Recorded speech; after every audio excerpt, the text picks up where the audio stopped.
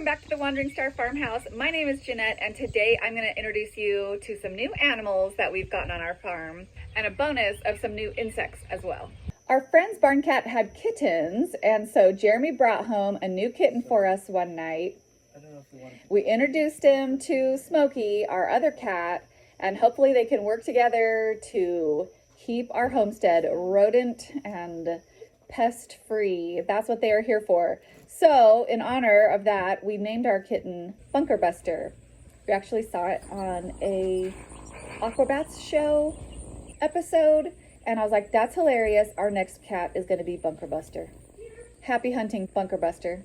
I hope you infiltrate all the mole bunkers in my garden. When we moved here, we asked each of our kids what animal they would like to get if we moved to a farm. And so we've been making our way through those animals. And this year it was time to get ducklings. The first two ducklings we got are the French breed Rouen. They are a heavy breed. And we had those for a couple days before the store got in some more ducklings. And then we were able to get some more so that we can have a whole little flock. And it was a little bit of a, challenge to get those big Rouen ducklings to be nice to the little ones. They didn't know what all these other ducklings were doing around at first. So the next three are Indian runners, and you can see by the way that they kind of stand up really tall on their feet, they are the runners. And runners are really good at foraging, and they are just really great for personality on the homestead as well. And then the last three that we got are Khaki Campbells, and they are the best egg layers. And so they lay the greatest number of eggs in a year compared to any of the other ducks. So they will be a great addition to the homestead as well.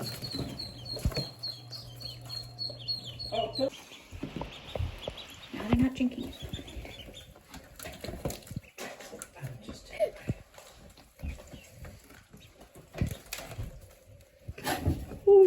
Oh no, he can't get up.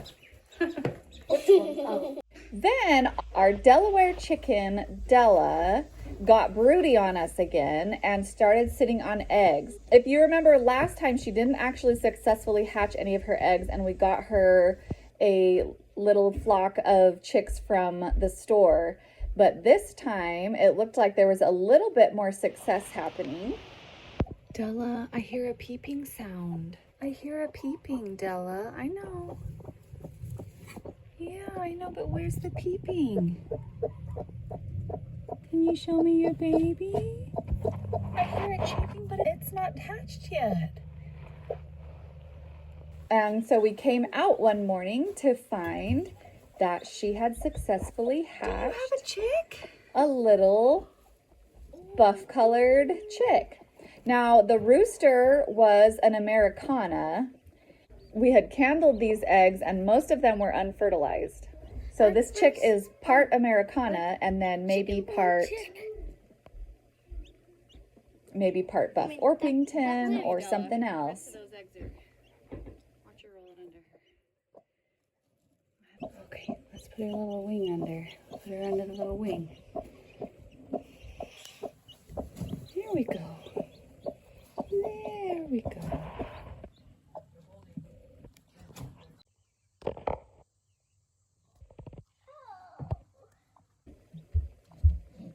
I really wasn't sure if we would get any more, but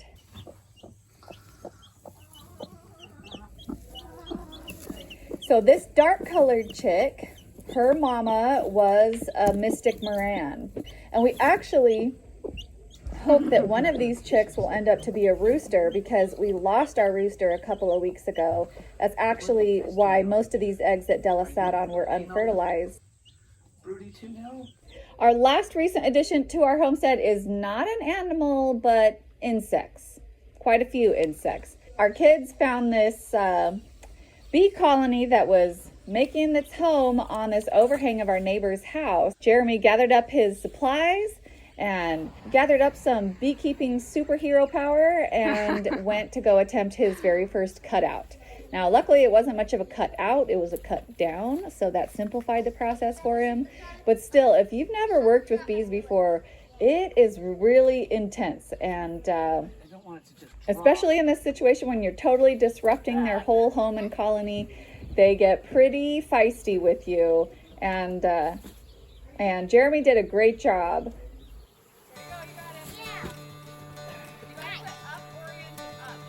Yep, yep.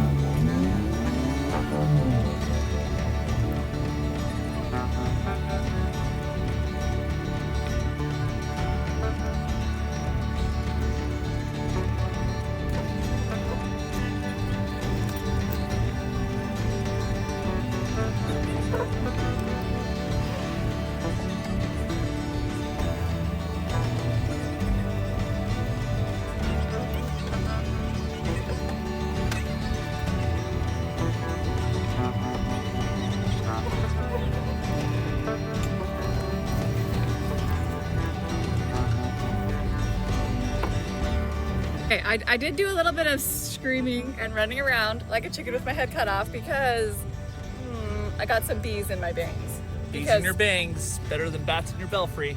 We were watching from across the street, me and the little boys were, but bees don't know political boundaries. What is that? What kind of boundaries those are called? Yep. So we left the beehive there overnight to try and let more of the bees find their way in with the queen. And then Jeremy went back first thing in the morning while it was still dark and moved the colony over onto our property. These bees have been bearding on the outside all day, but their last colony was built outside. So I kind of think they maybe don't quite realize they're supposed to be on the inside of the box, not the outside of the box. Now it's really late in the season and the bees are rebuilding a lot and building comb, and they need to store everything that they need for winter. So we're going to go ahead and be feeding them from here on out through the rest of the fall and winter. And also we have some pollen cake that we are providing them with as well. But we're checking on them, and this is exactly what we like to see. A little bee or two coming back with pollen pants, bright yellow pollen pants. That means they're out and foraging and bringing what the colony needs to survive. So these are some really exciting additions that we have to our homestead right now. And we hope that all of these will lead to increased productivity on our homestead.